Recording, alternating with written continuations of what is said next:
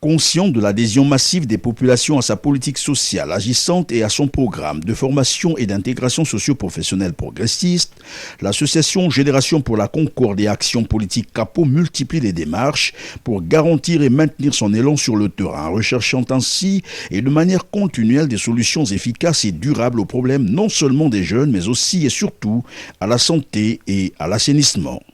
C'est ainsi qu'une mission de Génération Capo a été conduite en France par son président national, le député Alexien Ndinga, accompagné de son conseiller politique Geoffroy Bacala, de la chargée à la coordination d'IFAM Diane Osso et de son attaché parlementaire Constant Otto. Objectif de la mission, nouer un partenariat avec le maire de Vitré, la seule ville qui a su contenir le chômage à 5,6%, un des niveaux les plus bas de France, avec 1301 emplois créés entre 2008 et 2013, représentant ici la progression la plus élevée de Bretagne, soit plus 20% d'emplois industriels créés les 25 dernières années, alors que la France en a perdu 40% sur la même période.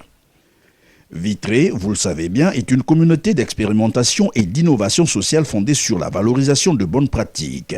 Une communauté où le bien-être et l'attention aux autres déterminent la qualité de vie. Un modèle dont il faut absolument s'inspirer. Voilà qui a motivé le déplacement de la délégation de Génération Capo en France. Délégation, rappelons-le, conduite par le député Alexien Ndinga. Après donc une réunion préparatoire avec M. Philippe Seban, facilitateur de cette mission, la délégation de Génération Capo a été reçue en audience lundi 14 avril par M. le maire de Vitré, Pierre Ménury. Pierre Ménury, pour ceux qui le connaissent ou mieux un rappel, est ingénieur agronome et a été secrétaire d'État puis ministre de l'Agriculture et de l'Équipement et garde des Sceaux à 6 reprises.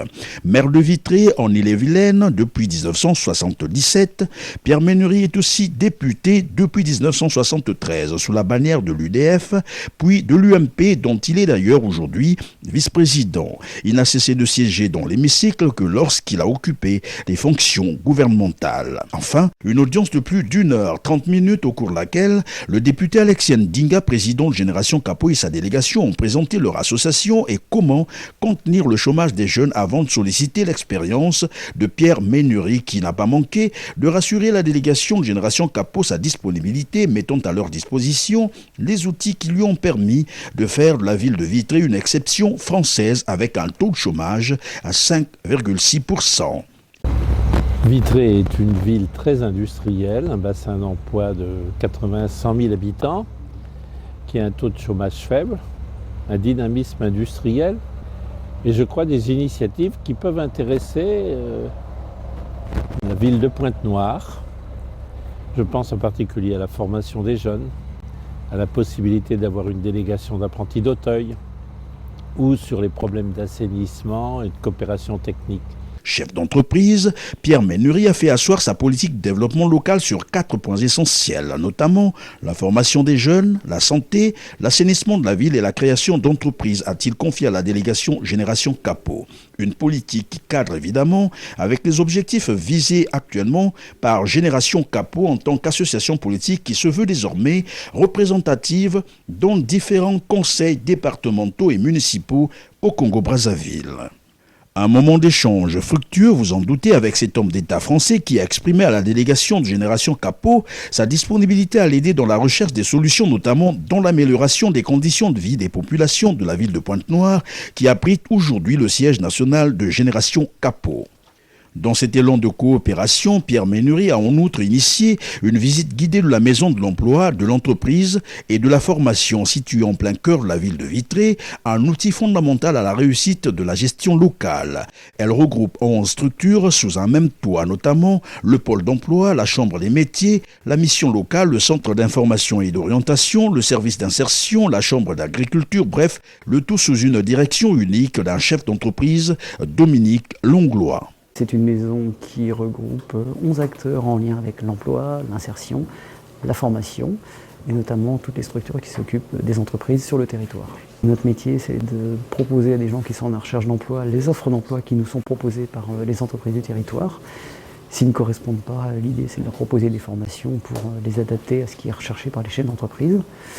La Maison de l'Emploi, de l'Entreprise et de la Formation est ouverte à tous les jeunes à la recherche d'emploi et d'une formation. Elle valorise plutôt le capital humain, c'est-à-dire accompagne le public vers la recherche et la reconversion professionnelle par les formations et anticipe les besoins des entreprises, proposant ainsi aux jeunes et aux demandeurs d'emploi des formations qualifiantes afin de répondre et anticiper les besoins des entreprises.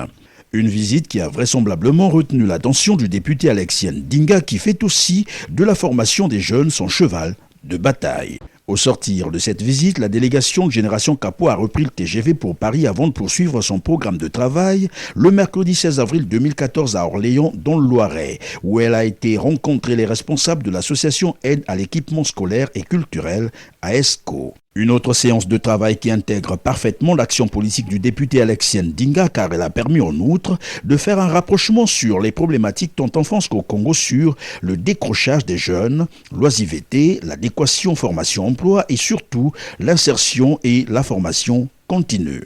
Nous sommes à Orléans, c'est dans la continuité de notre tournée européenne pour voir dans quelle mesure nous pourrons importer un modèle d'insertion des jeunes en Afrique, plus précisément au Congo.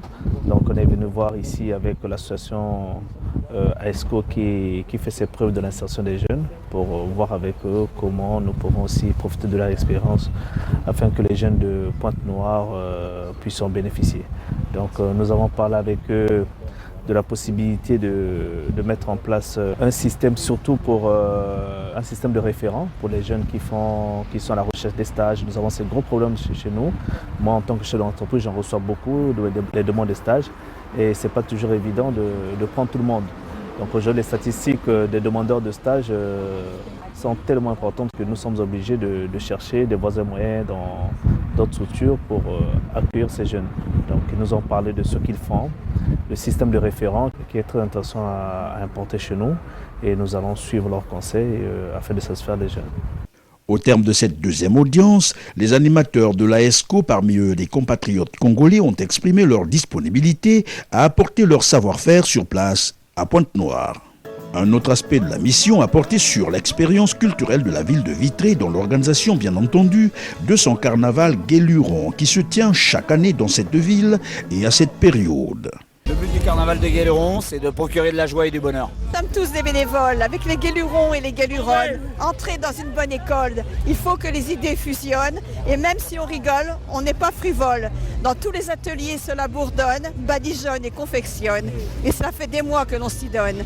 Si les chars impressionnent et les musiques résonnent, costumés, grimés et maquillés, ils vous invitent dans la farandole.